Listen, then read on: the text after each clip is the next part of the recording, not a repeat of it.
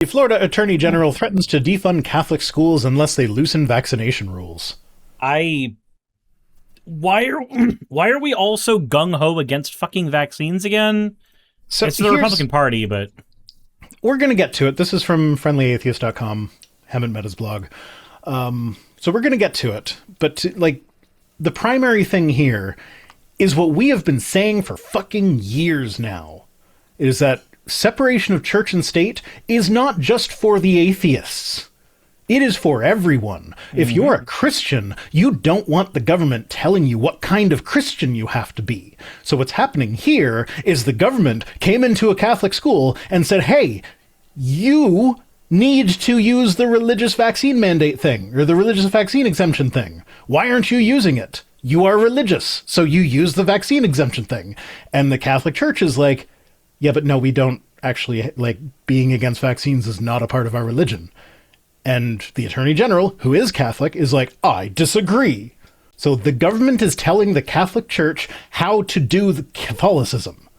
And this is what we have been saying about the separation of church and state. It is not an atheist thing. It is an everyone who cares about their religion or lack thereof thing. It's almost like it helps all of us. But no, there are people who think that it's just the minority of atheists here getting uppity because we have the Freedom from Religion Foundation that can sometimes step in on our behalf when shit goes sideways.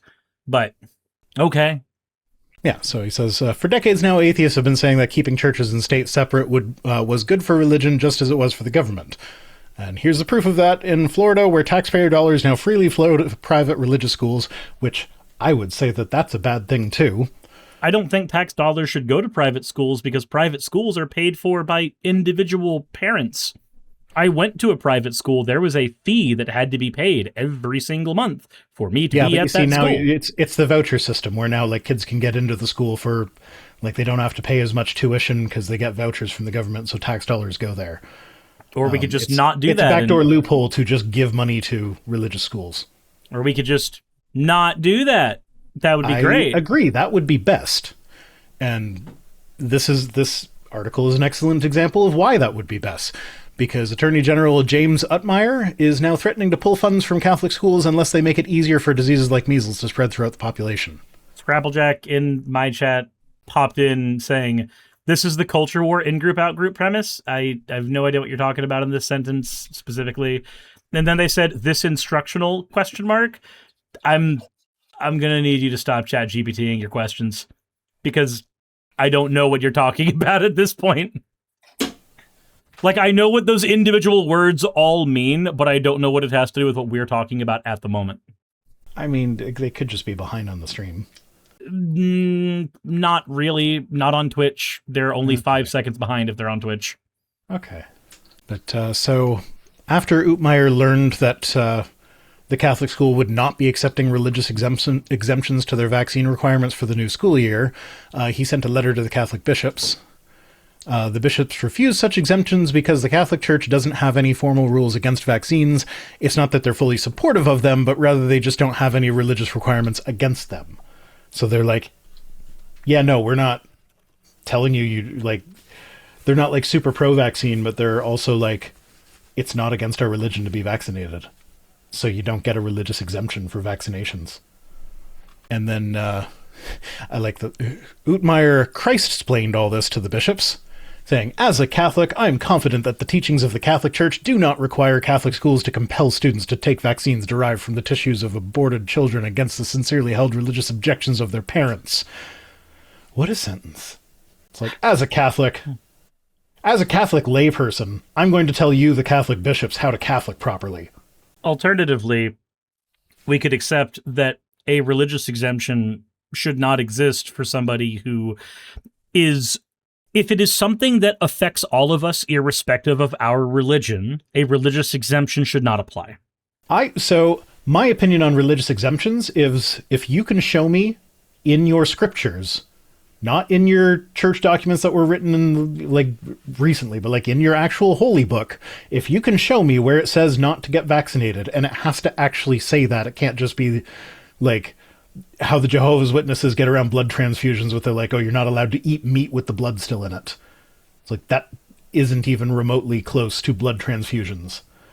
So like, but if you can actually show me where it says it in your holy book, then we'll give you the exemption. And then no religion would qualify for the exemption because there is no holy book that even mentions vaccines, much less says anything against them. And also the Vatican said in 2020, during the pandemic, that, ethically irreproachable COVID-19 vaccines... When ethically irreproachable COVID-19 vaccines are not available, it is morally acceptable to receive COVID-19 vaccines that have used cell lines from aborted fetuses in their research and production process.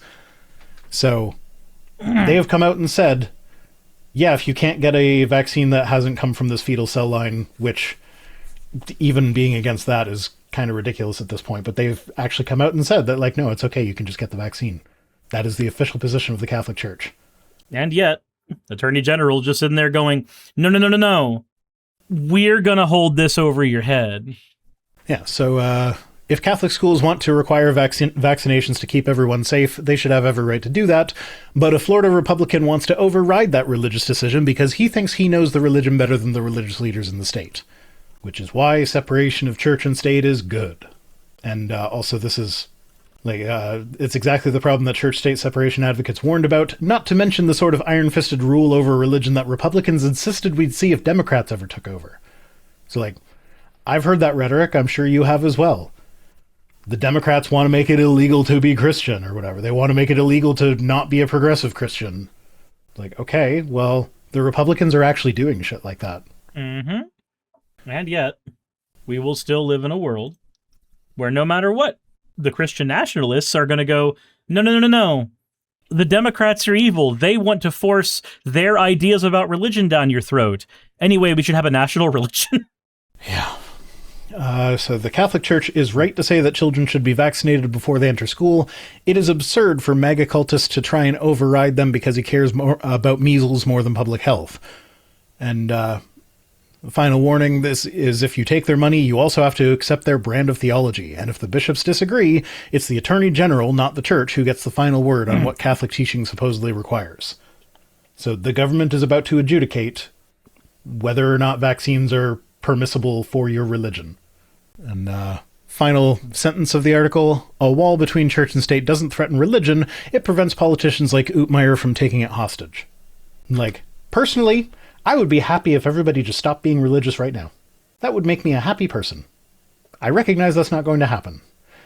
But, as long as religion exists, it needs to be kept separate from the government, because anytime it gets tangled up with the government, it's bad. Yup.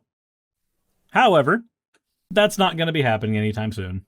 I did find a lake that we could throw this Attorney General into, though. Oh? It's in Canada. You probably can't read that. I can't read it. That's got the stupid fucking AI shit over it. It's Stupid Lake.